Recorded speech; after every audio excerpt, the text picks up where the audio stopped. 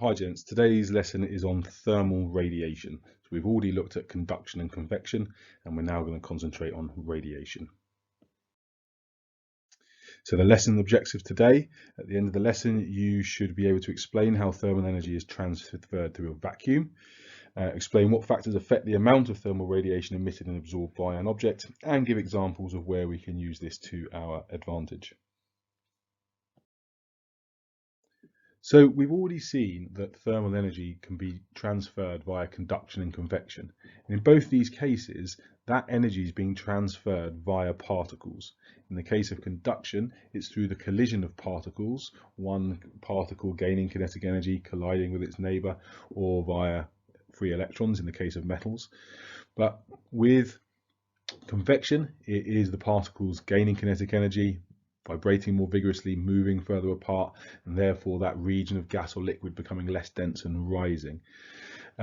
We can rule these two methods of heat transfer out when we're talking about energy getting from the sun to Earth, because there are no particles in space, and so neither conduction nor convection can therefore take place.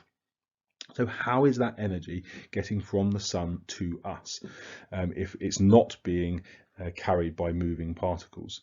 Well, the answer is it's being carried by waves. They are electromagnetic waves. Now in year 8 we covered electromagnetic waves in quite a lot of detail, and we will be doing so again in the year 10 course. But for now, I just want you to remember that it is the infrared region of the electromagnetic spectrum that is responsible for the transfer of thermal energy. So because of the fact that electromagnetic radiation can travel through gases and through a vacuum, we now have a valid way of that thermal energy passing through space to get to Earth.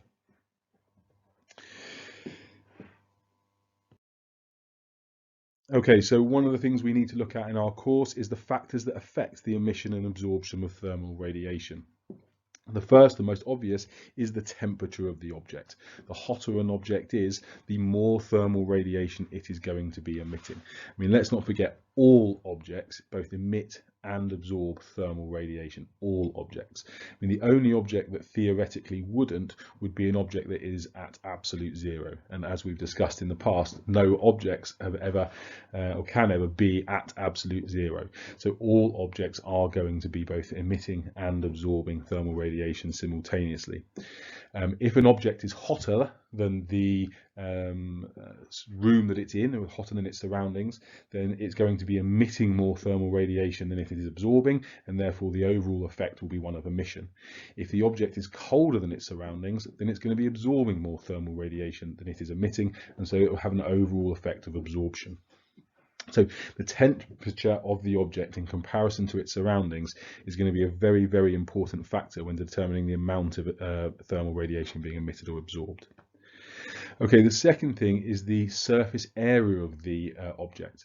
The thermal radiation is being emitted or absorbed from the surface, and so if you've got a greater surface area, you're going to get a greater amount of thermal radiation being emitted or absorbed. And finally, the surface colour and finish of the object. The colour, to be honest, it doesn't really have a significant impact. It's more the finish that has the larger impact on the amount of thermal radiation being emitted.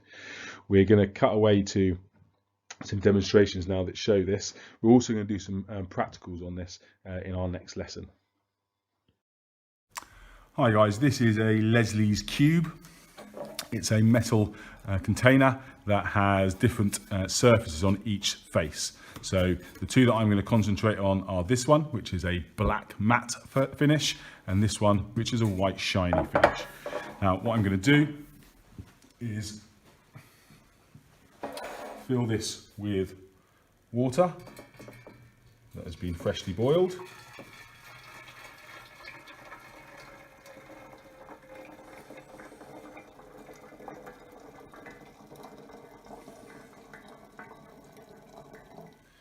Now, because each of the faces is made from the same material, we know that the heat is going to be conducted to the surface of each face at the same rate. So if we were to be able to measure the temperature of each face, we'd find that it's exactly the same. All I'm going to do to start with is place my hands either side of the cube, and I can very distinctly feel that this hand, the side that's next to the black matte surface, is significantly warmer than this hand, which is next to the white shiny surface. Now, let's think about how this heat can be getting to my hands. Can it get to my hands via conduction? The answer is no. Why? Because air is a very poor conductor. Remember, the particles in air are very far apart, and so they are unable to transfer heat effectively via conduction. One particle vibrating here is not going to collide with another one vibrating here and pass that energy on. It does happen, but very, very slowly. So we've ruled out the heat getting to my hands via conduction. Can we consider convection? Well, what happens with convection is the air becomes less dense and rises. So would that heat be being transferred laterally? No, it gets transferred in the vertical direction only. And seeing as the heat is getting to my hands in a sideways direction, we can rule out convection. The only way the heat can be getting to my hands is via radiation. Now that's being transferred by infrared waves, which is part of the electromagnetic spectrum. Okay, so what I'm going to do is actually trying to quantify this now. So me holding my hands here and saying, well, this is warmer than this one. Obviously, we're looking at that qualitatively. I want to now look at it quantitatively. So come back to me in a couple of seconds and we'll have a look how we can do that. So we've just seen from that demonstration that black matte surfaces emit more thermal radiation than white shiny surfaces. We've only done it qualitatively, so I'm saying that I could feel more heat being radiated with the hand next to the black matte surface than I could from the white shiny surface. We'll have a look at it quantitatively in a second, but this is an important demonstration, is one that I would like you to get into your notes. It's really important that we understand what it's telling us. Both of these surfaces must be at the same temperature. The water inside the cube is at the same temperature. Each face is made from the same material, and therefore each face is going to be conducting the thermal energy from the water to the outer surface at the same rate. So we know that both surfaces are at the same temperature. However, one feels hotter than the other. And why is that? It's because of the colour and finish. So black matte surfaces emit more thermal radiation than white shiny surfaces. Now let's have a look at it quantitatively. So we're still with the Leslie's cube. We've already looked at this qualitatively. So I've said that I could feel more heat being emitted from the black matte surface than I could from the white shiny surface. But now I want to look at it quantitatively. What I've done is connected two infrared sensors to our data loggers, and using this this wooden block, I'm going to make sure that they are both equidistant from the surface. That's one of our control variables. Now what we can do is we can have a look at how much heat is being emitted from each surface. The black matte surface is emitting 133.3 watts per meter squared, whereas the white shiny surface is emitting 10.11 watts per meter squared. Clearly, we are having more thermal radiation being emitted from the black matte surface than we are from the white shiny surface, despite the fact that they are at exactly the same temperature. So we've just seen from that second demonstration that white shiny surfaces definitely emit less thermal radiation than black matte surfaces. So we can actually use some of the content we covered in Year 9 on colour to explain this. Let's think about what a white object is and does. A white object is white because it's reflecting all different colours. Remember, white is a combination of lots of different colours. Now, each of those colours has a different frequency and wavelength within the electromagnetic spectrum. And if a white object is reflecting all those different frequencies and wavelengths, then it's also going to be reflecting the frequencies and wavelengths just outside that visible region. And that's where our infrared radiation lies, just outside our visible region.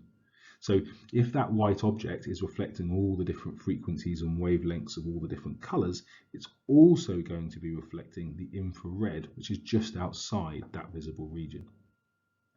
Black objects are black because they absorb all the different colours. Remember, black is an absence of colour. So all of the different colours, all those different frequencies and wavelengths have all been absorbed by that surface. It's reflecting none of them.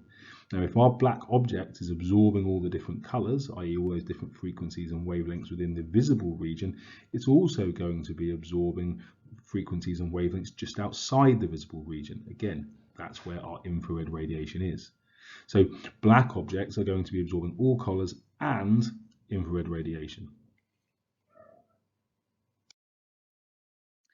Okay, in terms of why the finish, in terms of whether it's matte or shiny, is going to have an impact, we need to think about what we mean by a shiny surface. Now, if you were to look at a shiny surface under a microscope, it would be relatively smooth in comparison to a matte surface, which would be relatively rough. Obviously, to look at, there's not going to be a big difference in terms of roughness or smoothness, but on a microscopic level, a shiny surface is going to be very, very smooth in comparison to a matte surface. Now, why does this make any difference? Well, if you think about the relative surface areas of these, there's going to be a big difference. I mean, they both look roughly the same length, but if I were to take this end of that line and to pull it to the right, I could clearly pull it a long way before it would be perfectly flat. I mean, this bottom line is probably about twice as long as the one on top, and therefore the surface area is going to be twice as large. And actually, because this is I'm not talking about a 1D problem, we're talking about a 3D problem. A matte surface is going to have a significantly larger surface area on a microscopic level than a shiny surface. And remember, one of our factors that affects the amount of thermal radiation being emitted is the surface area. So the larger the surface area, the more infrared radiation is going to be emitted. Okay, so to summarise what we've just seen with the Leslie's cube, black matte surfaces absorb and emit more thermal radiation than white shiny surfaces. It's really important that we have an appreciation for this is both the absorption and emission. Okay, it's not just one or the other, it's both. So black matte surfaces are going to give out, but they're also going to take in more thermal radiation than white shiny surfaces. It's why you would be wise not to wear a black t-shirt on a hot day. On a hot day, if you've got a black t-shirt on, you're going to be absorbing a lot more thermal radiation than if you were wearing a white shiny t-shirt. It's also why you'd be wise to finish your radiators with a matte finish, because you want those radiators to be emitting more thermal radiation. If you make them really, really shiny, they're not going to be emitting a lot of that thermal radiation, and therefore they're going to retain it. If you think about, say, for example, the towel rail in a bathroom, that doesn't give out a lot of thermal radiation. It's very, very hot to touch, and if you place towels on it, it's going to warm them up, but it isn't going to be very good at heating the room because of the fact that it's got that really shiny surface. It's not going to be emitting lots of thermal radiation. The radiators around your house, though they might be white, they are definitely not going to have a really shiny finish because they just wouldn't work as well as they should do in those situations. The other thing to bear in mind is the fact that white shiny surfaces reflect radiant heat more than black matte surfaces. I mean, it's effectively saying the same thing, we're just doing it in a slightly different way. And depending on the question you get asked, you either want to talk about absorption and emission or you want to talk about reflection. But you just need to remember that if something is white and shiny, it's going to reflect lots of thermal radiation rather than absorbing it.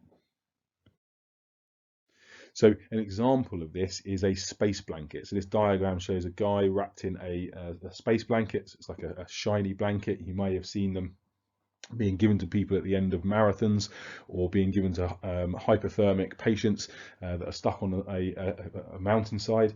In both cases, what we're doing with this is trying to keep that person warm. I mean, it sounds a bit strange for a marathon runner, but what you don't want at the end of a marathon is for someone to cool down incredibly quickly, because that can then cause issues. So they just wrap them up in it, just so they don't cool down so rapidly. But how do these things work? Well, they do two things. Three things. The first thing is they trap a layer of air. Now, by trapping that layer of air, it stops convection, because the air that is trapped cannot rise, taking the energy away from it. But it also stops conduction, because air is a really poor conductor. Remember, the particles are really far apart, so they're not going to be colliding with each other very regularly, and so they're a very poor conductor. So that trapped layer of air stops both conduction and convection, but the shiny surface also limits heat transfer via radiation. Effectively, all the thermal radiation that's being emitted by the patient or by the runner gets reflected back to them from that space blanket. If the space blanket does actually absorb any of that thermal radiation, because it's white shiny, it's not going to be very good at emitting it. And so again, that blanket is just going to stay warm. It's not going to be emitting lots of thermal radiation. So by using this shiny surface, we can actually really help us to control the amount of thermal radiation being emitted. Two other examples of where the amount of thermal radiation being emitted by a surface is going to be seen is with dirty snow, for one. So the diagram on the left shows some dirty snow on the side of a road, and you'll notice that it's always the dirty snow that melts before the white snow. Why is this? Well, because that white surface is reflecting lots of the radiant heat, whereas the dirty brown surface is going to absorb lots of that thermal radiation. As a result, the brown, dirty, muddy snow is going to melt a lot quicker than the white snow. The picture on the right shows the houses in a very hot country. Why have they all been painted white? Well, they do that for two reasons. First of all, in the day, when it's very, very hot, they do not want their homes to be too hot. So the white finish on the outside is going to reflect lots of thermal radiation. It's not going to absorb very much, and therefore the house should be able to keep quite cool. I mean, it tends to be in hot countries that they get very cold in the evening. And so in the evening, you want that thermal radiation to stay in the house, and again, having a white finish is going to stop lots of thermal radiation being emitted from the house. So it works in two ways. It keeps the houses cool in the day and it keeps them warm in the evening. So in summary, thermal energy is being transferred through gases and vacuums via infrared radiation, which is part of the electromagnetic spectrum. If ever we've got heat being transferred through a vacuum, we now know it must be via thermal radiation, because it can't be conduction, it can't be convection, and it can't be evaporation, because that requires particles. And therefore, if you've got a vacuum, those three methods of heat transfer can't be applicable. It must be via radiation. All objects emit and absorb thermal radiation, all objects. The temperature, surface area, and the colour or finish of an object will affect the amount of thermal radiation being emitted or absorbed. And finally, this has some really positive uses when it comes to insulation. And you need to be able to give some examples and explain why those forms of insulation work better, because they have that shiny surface.